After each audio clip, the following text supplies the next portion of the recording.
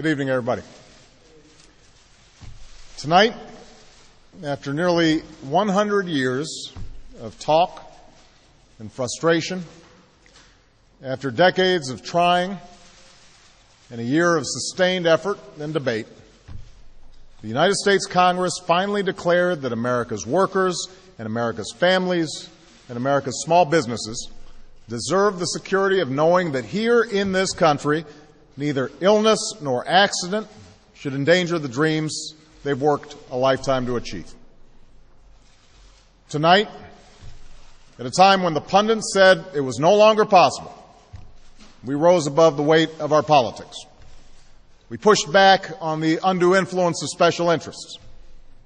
We didn't give in to mistrust or to cynicism or to fear. Instead, we proved that we are still a people capable of doing big things and tackling our biggest challenges. We proved that this government, a government of the people and by the people, still works for the people.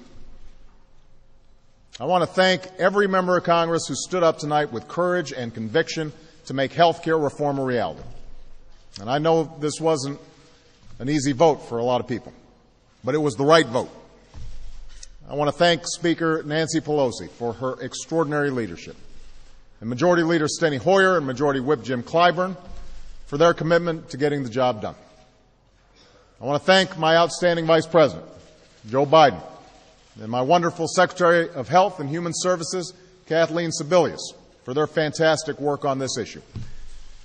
I want to thank the many staffers in Congress and my own incredible staff in the White House who have worked tirelessly over the past year with Americans of all walks of life to forge a reform package finally worthy of the people we were sent here to serve. Now, today's vote answers the dreams of so many who have fought for this reform. To every unsung American who took the time to sit down and write a letter or type out an email hoping your voice would be heard, it has been heard tonight. To the untold numbers who knocked on doors and made phone calls, who organized and mobilized out of a firm conviction that change in this country comes not from the top down, but from the bottom up, let me reaffirm that conviction. This moment is possible because of you. Most importantly, today's vote answers the prayers of every American who has hoped deeply for something to be done about a health care system that works for insurance companies but not for ordinary people. For most Americans, this debate has never been about abstractions, the fight between right and left, Republican and Democrat. It's always been about something far more personal. It's about every American who knows the shock of opening an envelope to see that their premiums just shot up again when times are already tough enough. It's about every parent who knows the desperation of trying to cover a child with a chronic illness, only to be told no again and again and again. It's about every small business owner forced to choose between insuring employees and staying open for business. They are why we committed ourselves to this cause. Tonight's vote is not a victory for any one party. It's a victory for them. It's a victory for the American people. And it's a victory for common sense.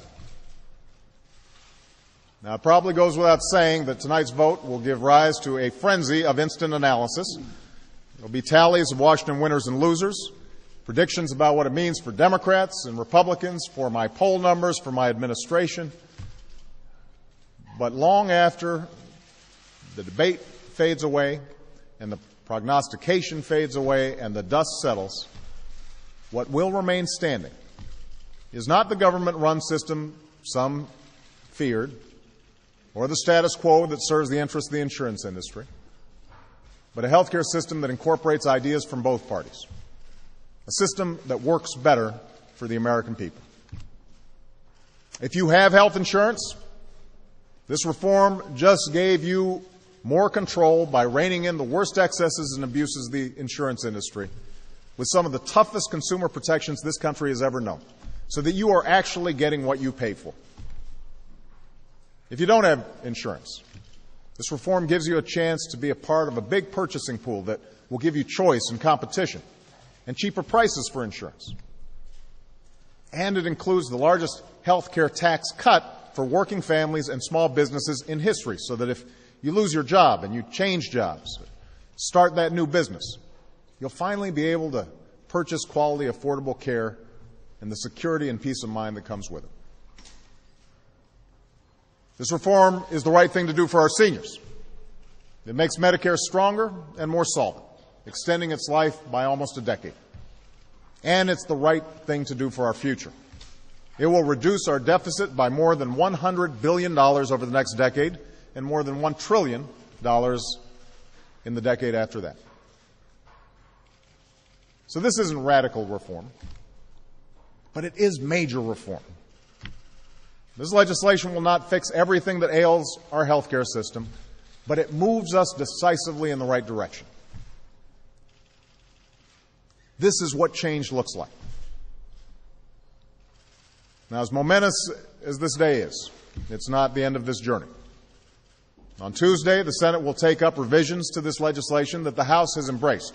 And these are revisions that have strengthened this law and removed provisions that had no place in it. Some have predicted another siege of parliamentary maneuvering in order to delay adoption of these improvements. I hope that's not the case. It's time to bring this debate to a close and bring in the hard work of implementing this reform properly on behalf of the American people.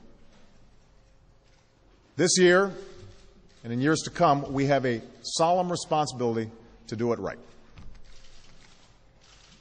Nor does this day represent the end of the work that faces our country. The work of revitalizing our economy goes on. The work of promoting private sector job creation goes on. The work of putting American families' dreams back within reach goes on. And we march on with renewed confidence, energized by this victory on their behalf. In the end, what this day represents is another stone firmly laid in the foundation of the American dream. Tonight, we answered the call of history as so many generations of Americans have before us. When faced with crisis, we did not shrink from our challenge. We overcame it. We did not avoid our responsibility. We embraced it. We did not fear our future. We shaped it. Thank you. God bless you, and may God bless the United States of America.